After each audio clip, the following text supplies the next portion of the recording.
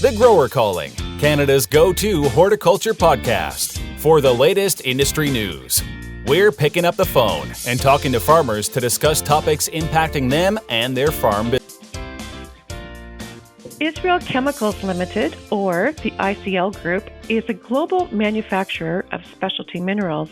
The company's experience spans countries as diverse as Brazil, India, and the United States. So what is this specialty plant nutrition company offering in Canada? I'm Karen Davidson, editor of The Grower. To answer that question, I'm visiting with Jason Haegele. He's the North American agronomy lead for the ICL Group. Hi, Karen. I'm excited to be back with you again.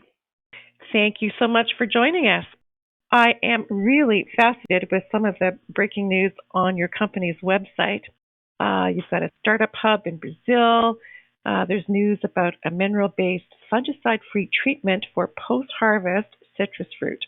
So I'm interested in what are you bringing to Canada for 2023? Sure. Well, great questions. You just mentioned are, to me, indications of ICL's focus on innovation. And as an agronomist, innovation and bringing new solutions to the market are really what excite me. To go to work and to work specifically for ICL. You mentioned the startup hub, and often new ideas start outside of ICL. So ICL, the company, identifies and really invests in promising new companies and technologies that aren't part of ICL.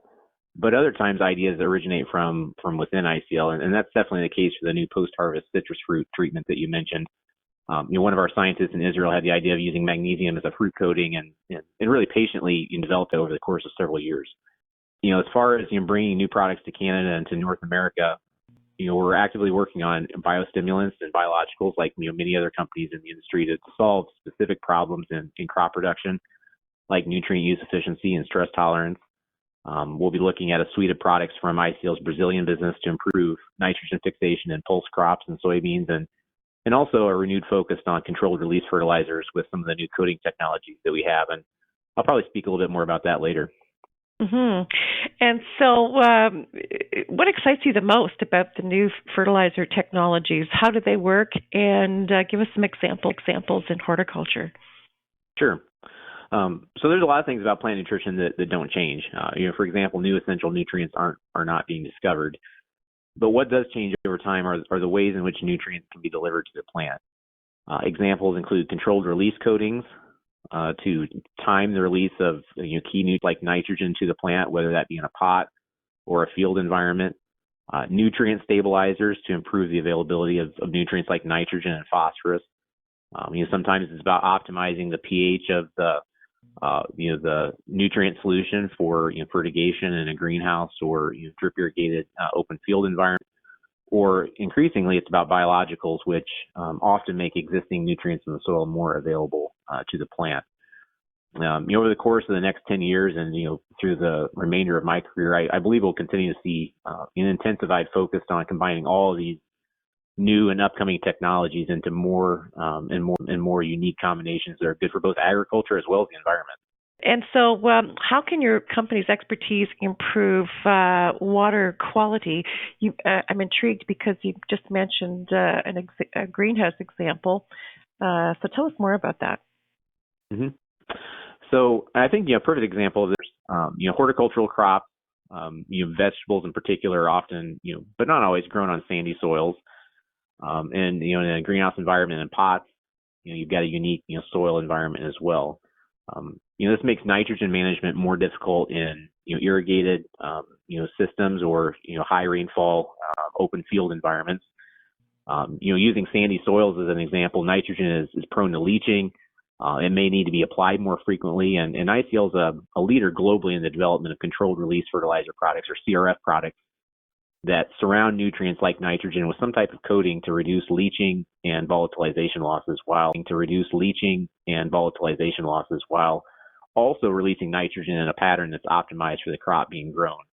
So in other words, different products release nitrogen at different times during the life, the growth and development of that crop.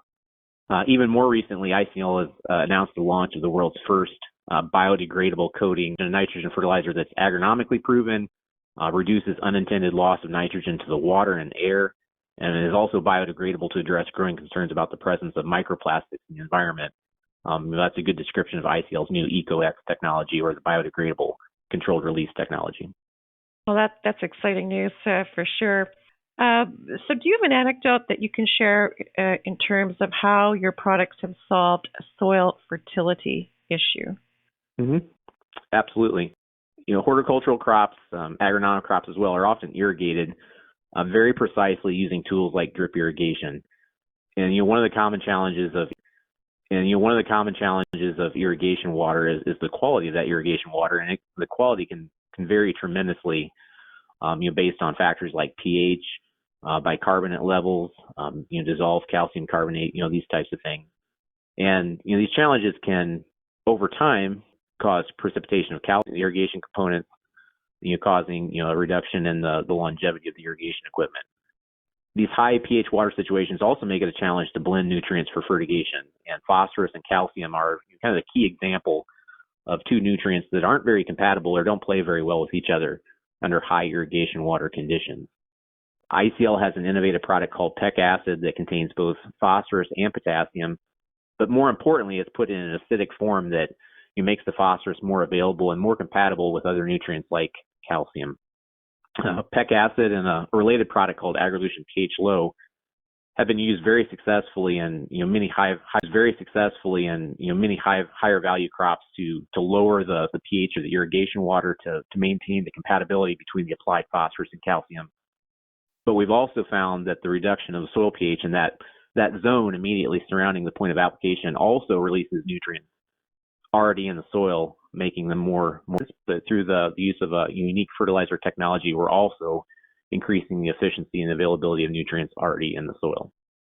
Well, you're certainly giving us a really great chemistry lesson.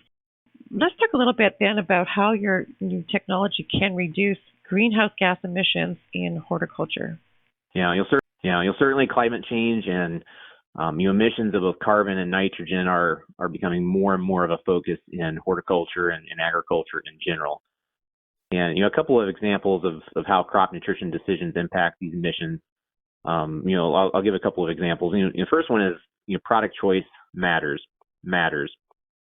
When we spoke previously, we talked a little bit about polysulfate, which is a product that's unique to ICL. It contains 4 nutrients: calcium, sulfur, potassium, and magnesium. And we've shown through our analysis that this product has the lowest carbon footprint of similar types of fertilizer when it leaves the mine in England. This is due to a couple of different factors.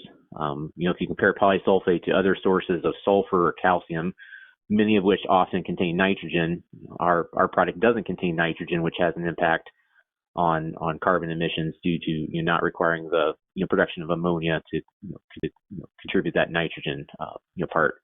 But also it's an effect of polysulfate having very minimal processing required prior to the grower using it as crop nutrient source.